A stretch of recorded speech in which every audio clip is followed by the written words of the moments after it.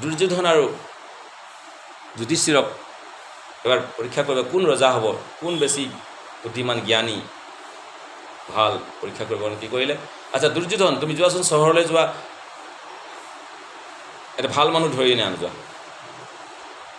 এজন ভাল মানুহ ধৰি লোৱা, সৎ গুণাৱলী সম্পন্ন ভাল মানুহ। আৰু যুধিষ্ঠিৰক ক'লে তুমি এতিয়া বেয়া মানুহ ধৰি আনা। দুইজনে খালী হাত, আধা ঘণ্টা এঘণ্টাৰ পিছত বা গোটেই দিনটোৰ পিছত খালী হাতে আহিলে।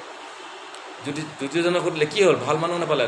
এই চবৰে ভিতৰতে কিবা নহয় কিবা এটা দুখ দেখিবলৈ পাইছোঁ, ই একদম টুটামুক ক'ত ভাল, ময়ে ভাল মানুহ।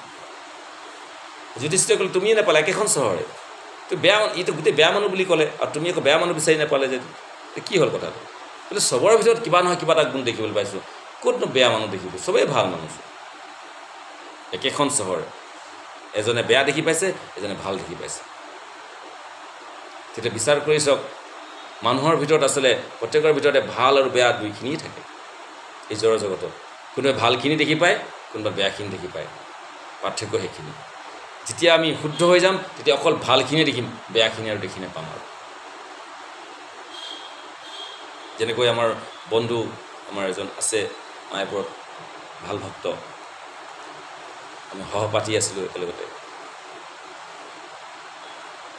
আমি আলোচনা কৰি থাকোঁ। তেতিয়া এটা এক্সাম্পল আহিছিলে, দুজন সাধু বাবা খুব ধুনীয়াকৈ ৱেল ড্ৰেছড, হাতত মালা জপ লৈ একদম ধুনীয়াকৈ সাগৰৰ পাৰে পাৰে মৰ্ণিং ৱাকত গৈছে। এনেকুৱা দুজন দুফালৰ পৰা গৈছে, পাৰ হৈ গুচি গ'ল, ক্ৰছ কৰি গুচি গ'ল।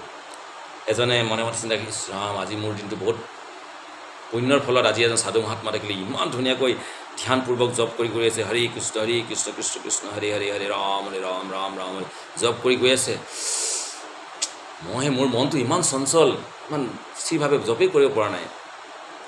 ইমান ভাল ভক্ত, তেওঁৰ বিষয়ে মনে মনে গুণকীৰ্তন কৰি আছে। আৰু সিফালে যিজন পাৰ হৈ গৈছে, বোলে জগতখনে চব ভণ্ডে পৰিপূৰ্ণ হৈ গৈছে বোলে, কেনেকুৱা ভান কৰি গৈ আছে, একদম সাধু বাবাৰ নিচিনা। একচুৱেলি এওঁ আচলতে এজন ভণ্ড আছিলে। তেওঁলোক মানুহক ঠগিবৰ কাৰণে নিজে আচৰণ নকৰে, কিন্তু এনেকুৱা দেখুৱায়, মানে এনেকুৱা ড্ৰেছ পিন্ধি থাকে। তো দুজনক তেনে চব, এজনে কেনেকুৱা ভাবিছে, তেওঁৰ ভালটো চাব বিচাৰিছে, তেওঁ ভণ্ড, কিন্তু তেওঁ কৈছে ইছৰাম।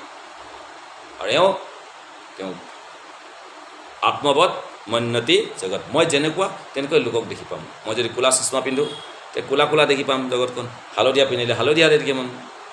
যেনেকুৱা মোৰ চেতনা যেনেকুৱা, মই তেনেকুৱাই জগতখন দেখিবলৈ পাম। যদি মোৰ যি চেতনা সত্যগুণৰ হয়, শুদ্ধ সত্যগুণৰ হয়, সকলোৰে ভিতৰত সকলোৱে ভাল ভক্ত, ময়ে অভক্ত। মোৰ সম পতিত প্ৰভু নাপাইবে আৰু।